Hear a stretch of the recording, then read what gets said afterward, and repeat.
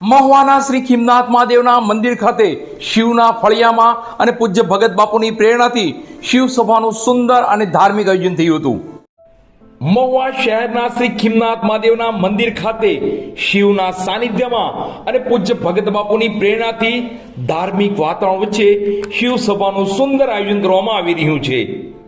હર શિવ સભા દિવસે અને દહાડે વિશેષ થતી જાય છે, કારણ કે સેવક બહેનો અને ભાઈઓનું વિશેષ જ્ઞાન શિવ છોરુને મળી રહ્યું છે.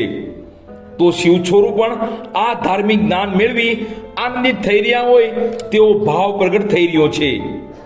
ત્યારે ગત રવિવારની શિવ સભામાં પણ સેવક બહેનો દ્વારા મહાભારતનું વિશેષ પારિવારિક જ્ઞાન શિવ છોરુને આપવામાં આવ્યું હતું. પૂજ્ય ભગત બાપુ હર હંમેશા કહે છે કે બાળકોને સરળ જ્ઞાન સાથે આનંદ કરવાના હેતુ સાથે જ આ શિવ સભાનું આયોજન થઈ રહ્યું છે. અને આજનું બાળક સનાતન ધર્મનું જ્ઞાન થકી પોતાની ઓળખ બનાવે તે જરૂરી છે.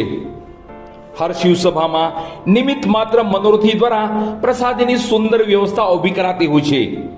ત્યારે આ શિવ સભામાં પ્રસાદીના નિમિત્ત માત્ર મનોરથી એવા ધવલકુમાર અમૃતલાલ મારફતિયા પરિવાર વાળા રહ્યા હતા. તો શ્રી ખીમનાથ મહાદેવના સાનિધ્યમાં પ્રસાદીના મનોરથી મારફતિયા પરિવારના તમામ સભ્યોનું સન્માન કરવામાં આવ્યું હતું. બાળકો માટે મનોરથી પરિવાર દ્વારા રંગબેરંગી સ્કેચ પેન અને મનભાવન પ્રસાદીની વ્યવસ્થા ઊભી કરવામાં આવી હતી.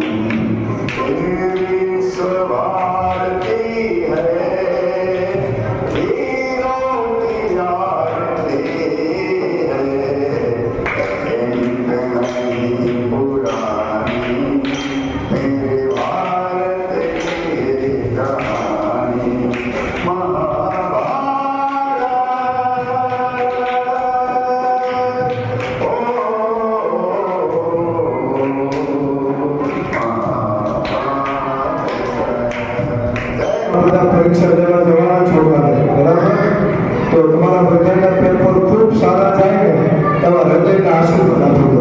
Best of luck. તમારે બધાએ ખૂબ સારા માર્ક લઈને આવવાનું છે. જે બાળકોને સારું રિઝલ્ટ છમાસિક પરીક્ષા છે ને, છમાસિક પરીક્ષામાં જે સારું રિઝલ્ટ આવશે ને અને પહેલો બીજો ત્રીજો નંબર આપવામાં આવશે અને બધાને ઇનામ અહીંથી આપવામાં આવશે.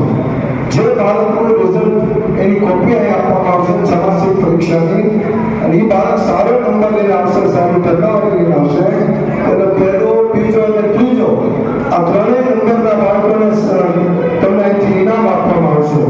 એટલે ખૂબ મહેનત કરજો, સારી રીતે પેપર આપજો અને બધા બાળકોને કહેજો જેટલા બાળકો આપણને ના આવ્યા હોય, ટ્યુશન ના ગયા હોય, થોડી પરીક્ષાની તૈયારીમાં પણ લાગી ગયા હોય, એના મમ્મી પપ્પાએ ના આવવા દીધા હોય, પણ જ્યારે દિવાળી પછી પાછું રિઝલ્ટ આવી જાય તો રિઝલ્ટ સાથે તમારે અહીં આવવાનું છે. એમ અમારા બહેનો અહીંથી નક્કી કરશે કે આ બાળકને સૌથી વધારે ગુણ આવ્યા છે એને પહેલો બીજો અને ત્રીજો નંબર આપવામાં આવશે. એ પ્રમાણે બધાએ સારા પેપર આપજો અને સારી રીતે એ તમે રિઝલ્ટ લઈને આવો એટલે તમને ઇનામ આપશું.